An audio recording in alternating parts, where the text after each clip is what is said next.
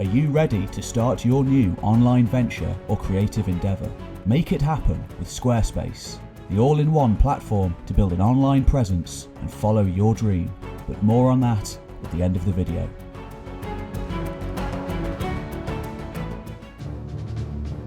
During the first half of the 11th century, southern Italy was a tinderbox just waiting to go off.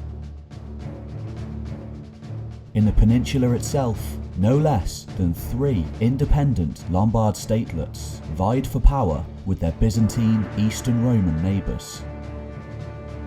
Leftovers from the days of Justinian, these Latin-speaking descendants of Germanic invaders had their own unique Germanic laws, and increasingly looked to the Pope in Rome for guidance, often enticing the neighbouring Lombard imperial subjects of the Byzantines into rebellion. The first state to arise had been Benevento, which eventually splintered into 2 states when Salerno seized its independence through fire and blood in the 9th century. Next was Capua, which became independent once more towards the end of the millennium. Just to the north, the papacy in Rome ever attempted to mediate in matters, whilst fighting its own battles against the ever-present German kingdom to the north, yet another continent-spanning superpower seeking to further its own ends in the region. Finally, to the south, in Sicily, an independent Islamic emirate had thrived for more than a century after seizing the island from Roman rule. Now, they too sought to extend their own power into the mainland. It was into this political maelstrom of vying factions and ambitious strongmen that in 1009, Melas, a Lombard nobleman from the Apulian town of Bari, then the capital of the Byzantine territories of southern Italy, rose up in open revolt against his overlords, in an attempt to throw off Constantinople's imperial yoke and lead his countrymen to freedom. Though the Lombards had been allowed a certain degree of autonomy within the empire, the cultural divide between them and their Greek-speaking neighbours was simply too much at times. The Byzantines looked to the Patriarch in Constantinople for religious guidance, whereas the Lombards looked to the Pope in Rome. It didn't take long for Bari, the provincial capital, to fall. Truth be told, the imperial administrators of the empire were few and far between, and besides, Italy had been a secure region for as long as anyone could remember. The rebellion came as a complete surprise. After Bari, men from all over the region flocked to Melas' cause. The rebels took Ascoli and Troia the next year, whilst continuing to swell their numbers with more and more disaffected Lombards seeking their independence from the empire.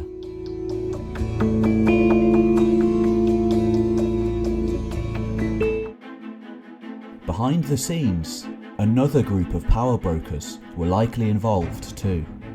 The independent Lombard princes of Salerno, Capua and Benevento, who sought to undermine imperial rule on their borders in order to extend their own power. They were all too happy to allow another to take the brunt of any potential backlash, whilst enjoying the benefits if he was to succeed.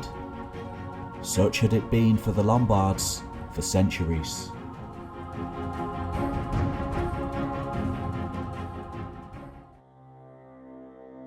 Originally a Germanic tribe from beyond the Rhine, the Lombards had arrived into Western Europe later than the more famous Goths, Vandals and Huns during the fall of the Western Roman Empire.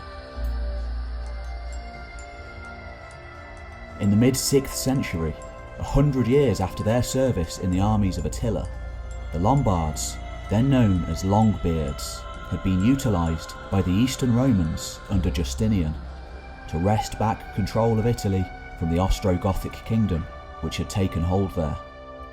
in reality a much more Romanized group than the Lombards.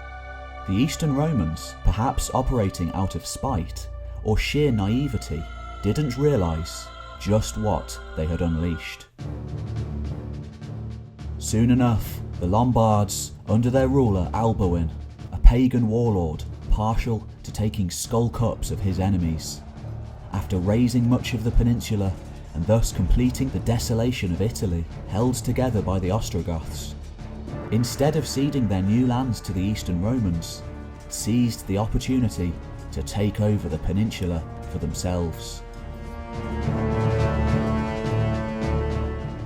Though areas of Roman rule did survive, for the most part the Lombards ruled Italy for several centuries, under a series of disparate dynasties and kingdoms. These rose and fell over the years, never quite achieving the unity enjoyed by their Frankish neighbours to the north, or the Visigoths of Spain.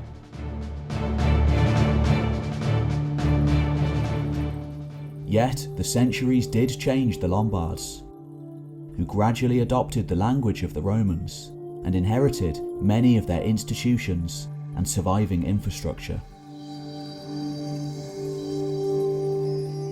By the late 8th century, however, all this was to change, with the northern Lombard kingdom being conquered entirely by the great king Charlemagne and added to his ever-growing empire.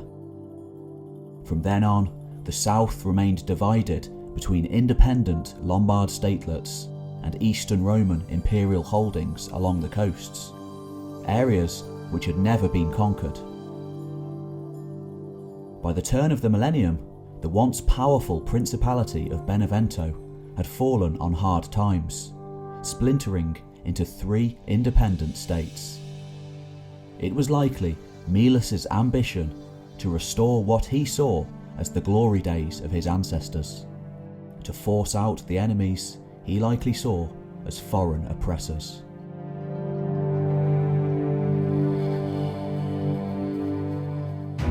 Unfortunately for the Lombards, however, by the early 11th century, the soldier emperor Basil II, the Bulgar Slayer, had been on the imperial throne for over 3 decades, and he just so happened to be one of the greatest Byzantine rulers of all time. The early 11th century was a period of revival for the empire. Since the mid-10th century, a series of strong and militaristic generals had come to power to oversee the greatest territorial expansion since the time of Justinian. Now that the fragmenting Abbasid Caliphate was no longer a threat, and the new Shia Islamic power of the Fatimids were themselves allied to Byzantium for the time being, the empire had little to fear. Basil spent close to 3 decades completely subjugating the primary threat to his power, Bulgaria, thus ending the First Bulgarian Empire, a mainstay in Eastern Europe for over 300 years. And now his sights were firmly set upon the upstart Lombard nobleman seeking to undermine the authority of his office. In 1011, Basil sent his subordinate, the Catapan of Italy, Basil Mesodonites, along with a vast imperial army, to put down the rebels. These were men blooded from 3 decades of brutal conflict, career soldiers, and they made light work of the Lombard rebels. On the 11th of June 1011, not long after the imperial fleet arrived on the Apulian coastline, Bari fell, and the rebellion fell apart soon afterwards. Malus managed to escape, fleeing to the protection of Prince Guiomar III of Salerno, a Lombard lord with ties to the papacy and the Holy Roman Empire to the north. Basil couldn't afford to anger the Germans, whilst the new gains of the empire were being consolidated. But he did manage to capture Malus's wife and children, and took them to Constantinople as prisoners. Malus would never see them again, though his son, Argyrus, would still have a part to play.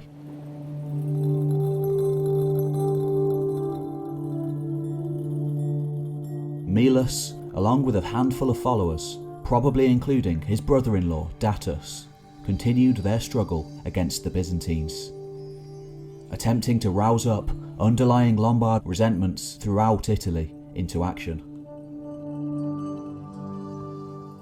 According to the later chronicler William of Apulia, it was in 1016 that Melas came across a band of northern pilgrims at the famous shrine of St. Michael at the imposing holy mountain of Monte Gargano. In return for payment, Melas persuaded some of these men to join his cause, and others carried word of the offer back to their homeland. These men were Normans, and little did Melas know, but this act would inadvertently seal the fate of the Lombard question once and for all, ensuring that not only would a unified Lombard state never exist again, but also the already independent Lombard principalities would be stamped out of existence too. And it wouldn't be either of the two empires that would land the killing blow.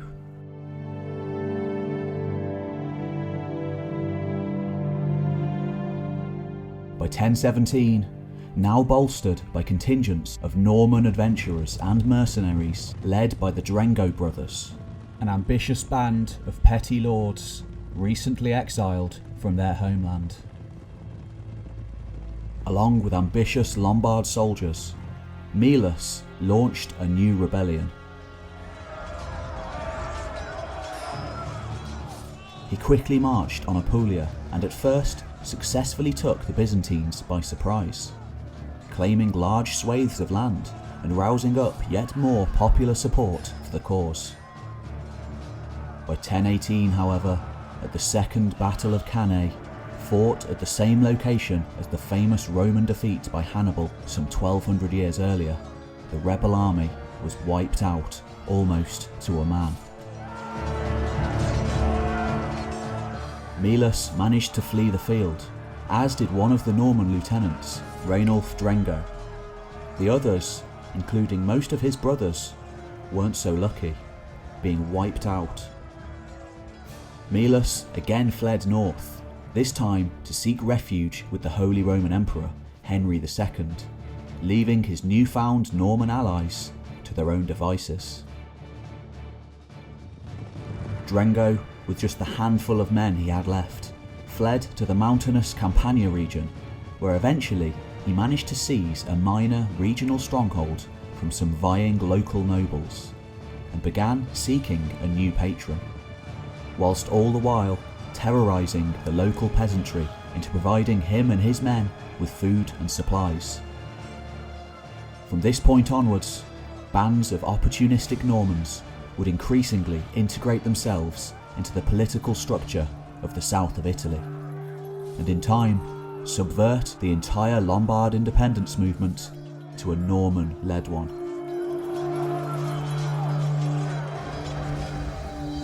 In 1020, 2 years after the Battle of Cannae, while at the court of the emperor, Melas died a broken man, just as his brother-in-law Datus was captured by the new Byzantine catapan of Italy, Basil Boianes, and his new ally, later known as the Wolf of the Mezzogiorno, Pandulf IV, Prince of Capua, at the time ruling in conjunction with his cousin, though before long becoming a powerhouse in his own right, a master of the shifting alliances and Machiavellian politicking of southern Italy at this time.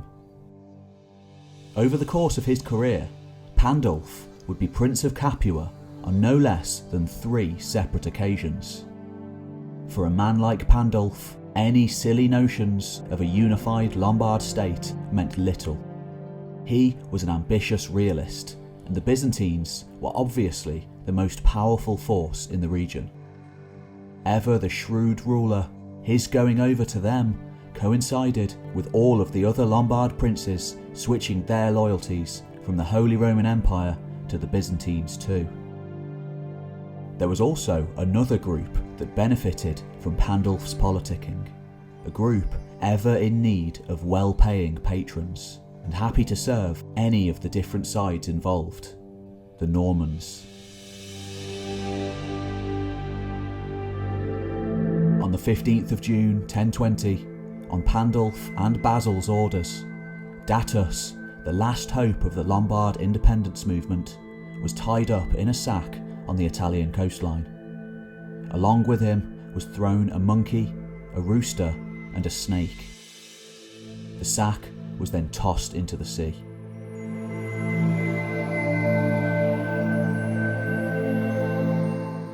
An excessively harsh execution and throwback to ancient Roman traditions.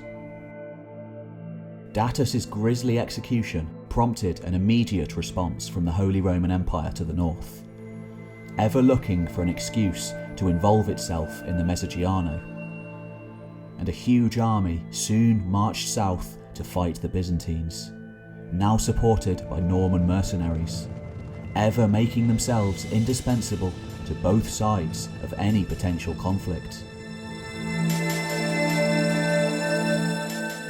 A German detachment under Pilgrim, the Archbishop of Cologne, marched down the Tyrrhenian coastline and besieged the city of Capua. Hesitant to fight the Germans, who were equally unwilling to do the same, Pandulf was instead seized as a scapegoat and taken before the Emperor Henry II.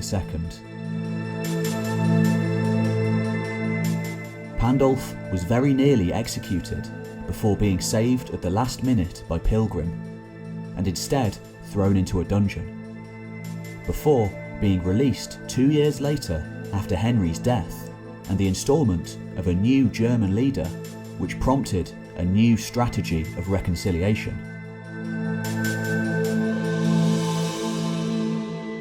Nearly 2 decades passed before Melas' son Argyrus was finally released from his captivity in Constantinople. Much had changed in Italy since he had been carried off from his homeland as a boy.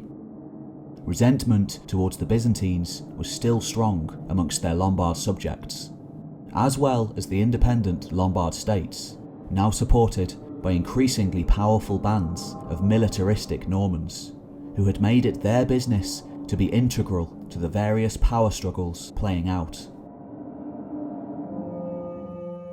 Unfortunately, for any independent-minded Lombards of southern Italy, each one of their leaders had their own ambitions and aims, which led them to rarely band together for a common cause, more often than not fighting amongst themselves. Just to add further to the confusing mesh of magnates in the Mezzogiorno, Argyrus had spent much of his life in Constantinople, not in a prison cell, but as a wealthy imperial citizen. For all intents and purposes, he was now a Roman. Rather than returning back to Italy as his father's son, he returned as a Byzantine general, along with a vast army comprising of Greeks, Varangian guardsmen under the Norwegian prince Harald Hardrada, fierce Rus mariners from the riverlands of Eastern Europe, Lombards pressed into service, and of course Normans, all under the overall command of the famed general George Maniaces, the greatest Byzantine commander of his generation. The destination of this multinational invasion force was the island of Sicily, home to an Islamic emirate for close to 2 centuries. The overall aim of the campaign was to dislodge the Muslim leadership entirely and re-establish imperial control once and for all.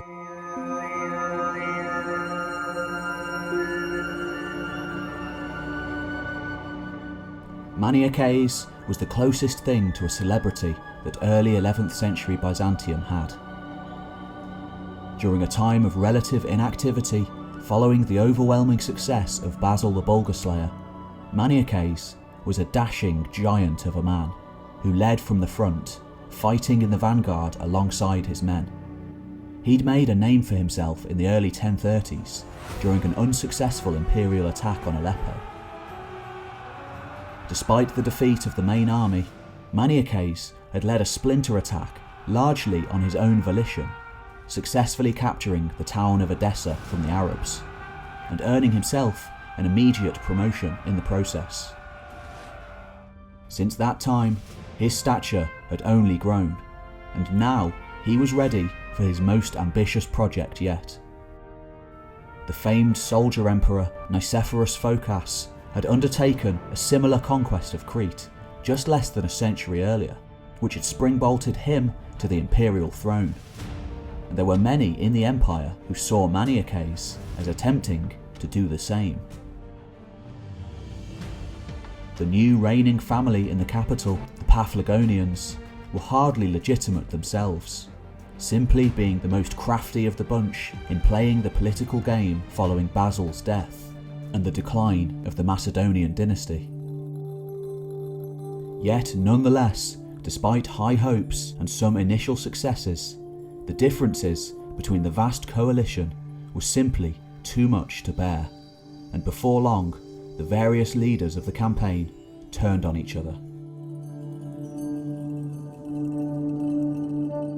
The story recorded by Byzantine sources goes that Maniaces, a brilliant yet hot-headed tactician, had asked his admiral Stephen to halt the retreat of a force of Arabs after he defeated them in a surprise battle, and thus win a decisive victory.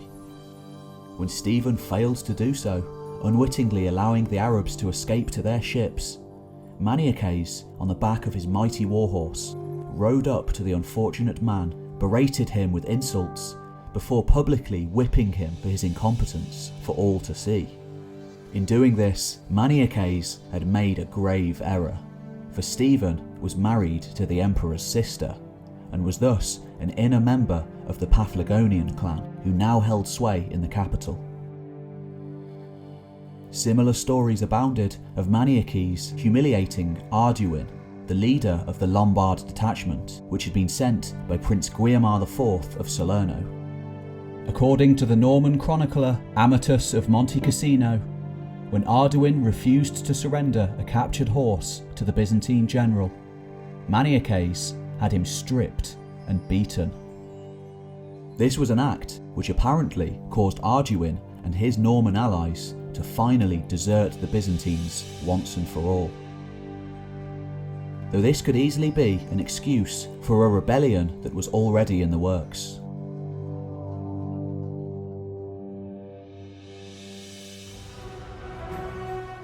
Thus, despite winning all of the engagements he fought in, Maniaces was soon recalled by the Emperor Michael IV to answer for his crimes. Ultimately, whether he had been planning to in the first place or not, Maniaces would launch an ultimately unsuccessful attempt on the imperial throne, dying in battle as he fought on the front line with his men. Although the Arabs soon took the island of Sicily back, Maniaces' successes there ultimately inspired the Normans to invade for themselves just a few decades later. In the interim period, and with the backdrop of Maniaces' attempt on the imperial throne, a full-scale Lombard revolt again broke out, once more supported by even more contingents of Normans. In particular, the current eldest Hauteville brother active in the region. Like the Drengos before them, and no doubt other families, the Hautevilles, a brood of relatively obscure landless knights, had uprooted themselves from Normandy to start new lives in the south. By 1041, their leader was the eldest surviving brother, William Ironarm, named for his supposedly defeating the Emir of Syracuse in single combat during the imperial campaign in Sicily.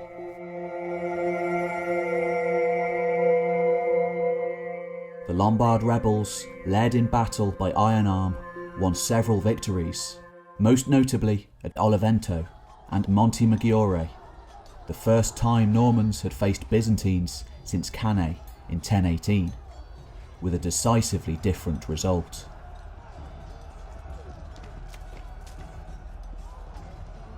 In September 1041, the rebels even defeated the new Byzantine catapan Ex Augustus, the son of the great Basil Boyanis, taking him captive to be ransomed back to the empire.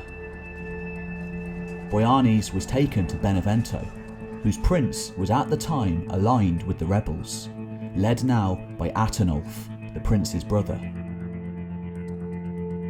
At about the same time, however, the Prince of Salerno, Guiomar IV, allegedly began to draw the Normans under his banner with his own promises. By February 1042, probably feeling abandoned and perhaps bribed by the Byzantines, Atenulf negotiated the ransom of ex-Augustus and then fled with the ransom money to Byzantine territory. It is at this point in the story that a curious event happens. In February 1042, after the original leader of the rebellion, Atenulf, brother of Prince Pandulf III of Benevento, defected to the Byzantines, he was replaced as leader by Argyrus, the son of the famed hero Melus of Bari. Despite having lived most of his life as a Roman, apparently switched his allegiances to become an instant figurehead of the rebellion. In reality, however, by this time, the rebellion seems to have already taken on a distinctly Norman character. By the time Argyrus took command, the Normans were already making the military decisions entirely on their own. Either realising the larger threat to his people, or his greed getting the better of him, the truth depending on which sources you read. Before long, it was Argyrus who accepted titles and money from the Byzantines, and was accepted back into the imperial fold, thus throwing the rebellion into confusion once more. It has been suggested by some historians that Argyrus had never really been a supporter of the Lombard rebellion, his going over being rather a result of Byzantine intrigue, much like the Bulgarian nobleman Eleusian during their rebellion in the Balkans, which took place in the same era.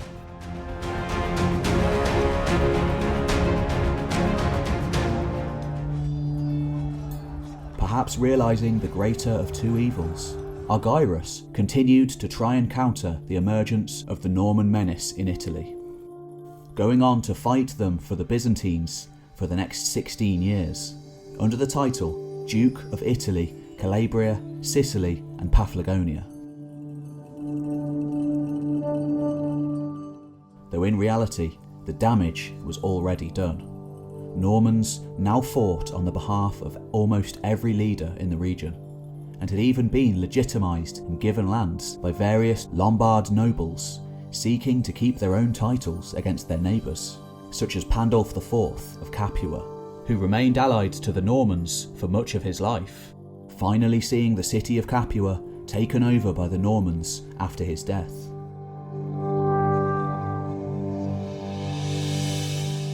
In 1053, an independent Norman force under Richard Drengo, the nephew of the Rainulf that had once fought alongside Melus back in 1018, and a rising star, Robert Hauteville, known as Guiscard or the Crafty, the leading Hauteville brother after the death of the other contenders, defeated a coalition of almost every other group in southern Italy at the Battle of Civitate. Argyrus commanded the Byzantine detachment during that battle, but he seems to have missed the actual combat. In the aftermath of Civitate, it became overwhelmingly clear that the Normans were now the paramount power in southern Italy. Rather than an independent Lombard kingdom in the south, a Norman one had been born.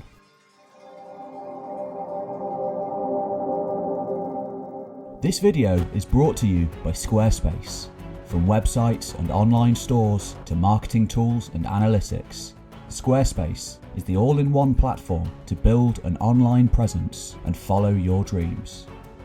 Whether it's podcasting, creative writing, photography, or an online shop, whatever it is that you do creatively in your life, you can make it more connected and visible to the world with Squarespace, one of the best website designers in the world. They offer great features such as integrated analytics, so you know all of the important stats for your project. Email campaigns and mailing lists to keep your fans or customers up to date with what you're doing. Seamless integration with other social media and blogging platforms. Podcast support for helping you get started on the radio. And access to a high quality library of Getty images. If any of this sounds like something that you might be interested in, then there's a whole load more over on their website. Head over to squarespace.com for a free trial now. And when you're ready to launch, go to squarespace.com/historytime or simply use the offer code HISTORYTIME to get 10% off your first purchase of a website or domain.